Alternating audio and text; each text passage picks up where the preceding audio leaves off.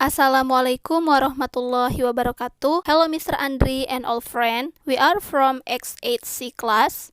Today, here our group from 10 group will be presenting about Unit 3, our level of translation.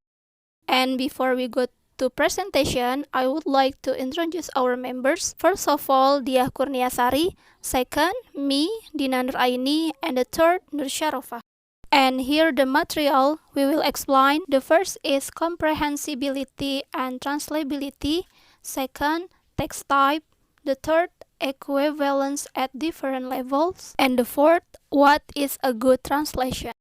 I'm Nur Syarofah. I will explanation about comprehensibility and translatability. Catford states that the translations was the replacement of textual material in one language by equivalent textual material in another language, while Peter Newmark states that translation is rendering the meaning of a text into another language in the way that the author intended text. So, based on the two statements above, it can be concluded that a translation is a process of translating each word, phrases, or clauses from the source language to the target language by using the correct equivalent language and not changing the meaning of the original text.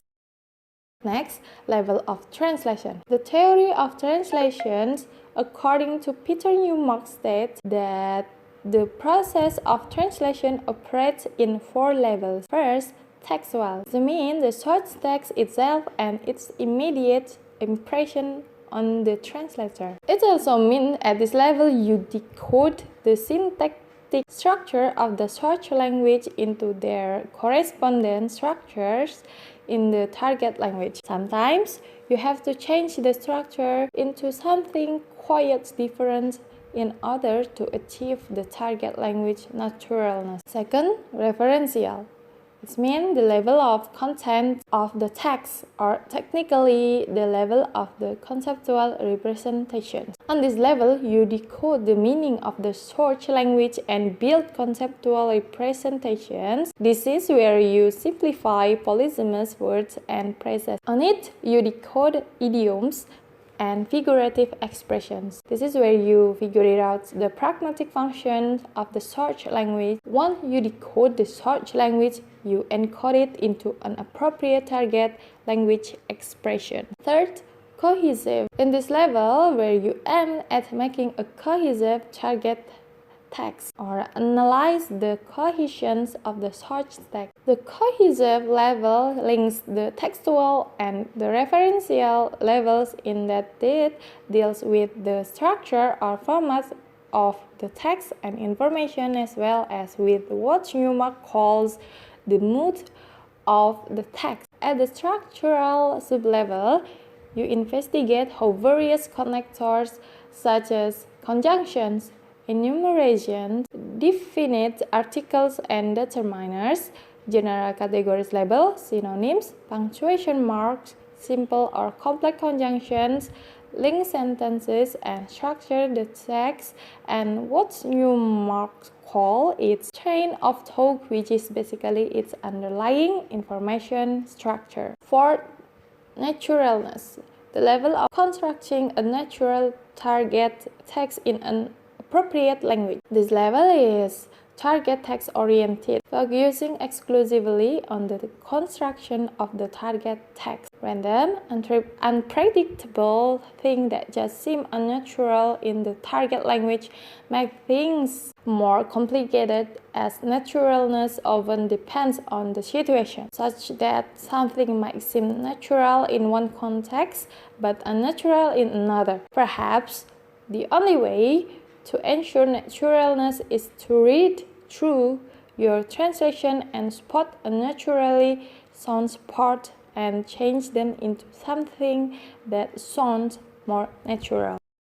Comprehensibility and translatability. Comprehensibility is the extent to which a text is understood with reference to communicative purpose, target audience, and purpose of translation. So this comprehensibility refers to a communicative success of the of the translated text and its meaning is easily acceptable to the reader. While translatability is a relative notion and has to do with the extent to which, despite obvious differences in linguistic structure such as grammar, vocabulary, etc., meaning can still be adequately expressed across languages. Translatability can also be interpreted as a relatively and interconnected idea regardless of the extent to which different source text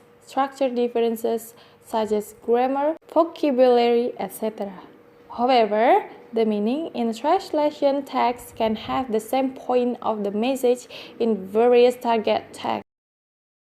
Next, the unit of translation. Newmark insists that the unit of translation understood as a segment of the original text from which the translator can begin his or her reformulation in a different language is part of movable scale. The word, the lexical unit, the collocations, the group, the clause, and the sentence, rarely the paragraph, never text. There are various categories of translation unit. First, lexical translation unit. Lexical translation unit is a word or group of words forming a semantic unit and their target language equivalented as found in dictionaries. Second, grammatical translation unit is based on a cohesive grammatical structure which are difference between source language and target language. Third, message translation unit is extended to entire message when there are metalinguistic obstacles, that is to say, socio-cultural divergences between the two languages. The second material is text type.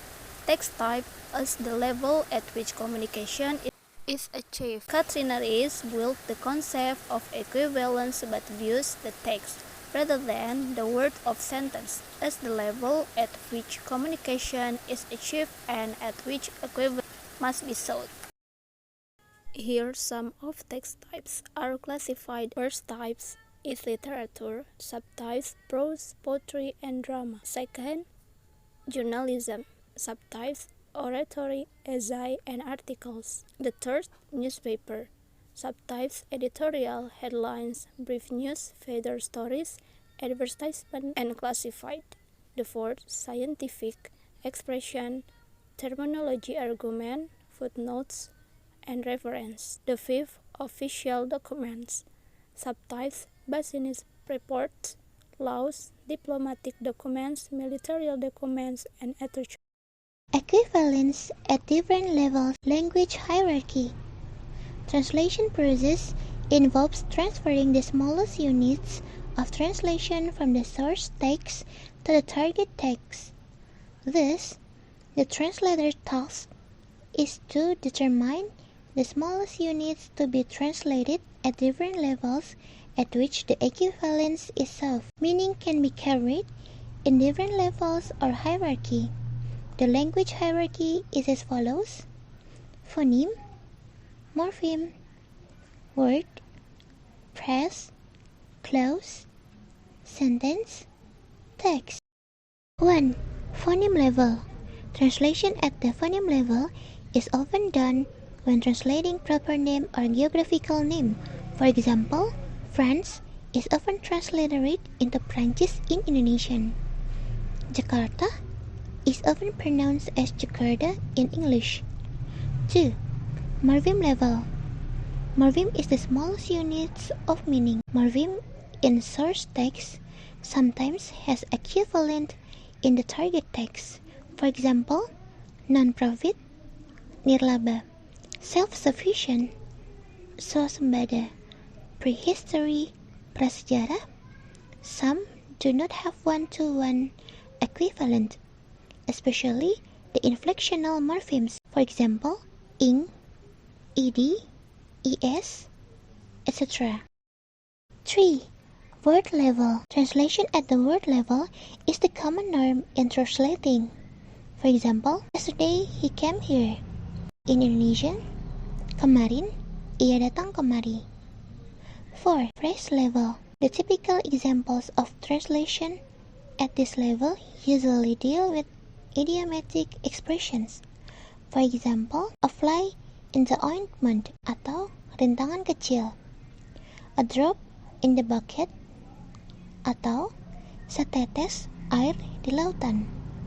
The salt of the earth atau putra terbaik. 5. Clause level. Word order English, adjective plus noun. Non-idiomatic phrases in Indonesian usually have different word order from that English. English phrases usually have adjective plus noun order, whereas Indonesian phrases have noun plus adjective order. For example, severe, acute, respiratory syndrome, noun plus adjective. It's important for translators to remember this difference when translating noun phrases from and to Indonesian. 6. Sentence level.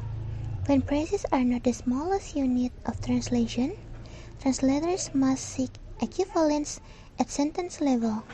Usually, translation at the sentence level deals with proverbs and fixed expressions. For example, in English, to kill two birds with one stone. In Indonesian, sekali merangku dayung, 2-3 pulau terlampaui. 7. Text level. At this level, the unit of translation is the text as a whole. The example of this translation of prose and poetry. Sometimes, a word or a sentence cannot be understood in isolation without looking at the text. The poem by below may exemplify the point. For example, and turned me around to hide the flood. Indonesia, dari bulu mata. That my in was welling. Indonesian, kujatuhkan tetesan air mata. The fourth, what is a good translation? The success of a translation is measured by how close it comes to certain ideal. These are sometimes called the ABCs of translation. The ideal translation should be the first, accurate, reproducing as exactly as possible the meaning of the source text. Second, beautiful, using natural forms of the receptor language in a way that is appropriate to kind of the text being translated. And the third, communicative, expressing all aspects of the meaning in a way that is readily understandable to the intended audience. Okay, that's all our presentation. Thank you very much for your kind attention. Don't forget to like our video presentation, and if you have questions, just leave in column comment. Thank you. Wassalamualaikum warahmatullahi wabarakatuh.